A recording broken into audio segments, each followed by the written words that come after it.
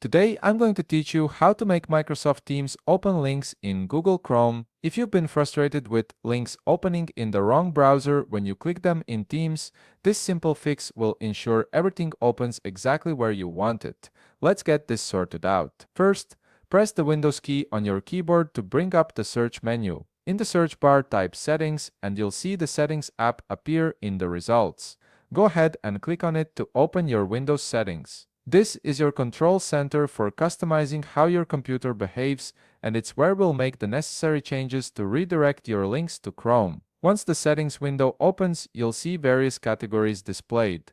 Look for the one labeled Apps and click on it. This section controls everything related to the applications installed on your computer, from default programs to app permissions. It's an essential area for managing how different apps interact with each other. Now, on the left side of the Apps section, you'll see a menu with several options. Find and click on Default Apps. This is where Windows lets you choose which programs handle specific tasks like opening web pages, playing music, or viewing photos. It's a straightforward way to take control of your computing experience. In the Default Apps section, scroll down until you find the option labeled Web Browser. This setting determines which browser your system uses whenever you click a link from any application, including Microsoft Teams. Click on the current browser that's listed there, and a menu will appear showing all the browsers installed on your computer. From that menu, select Google Chrome. This tells Windows that you want Chrome to be your default browser for all web links. The change takes effect immediately,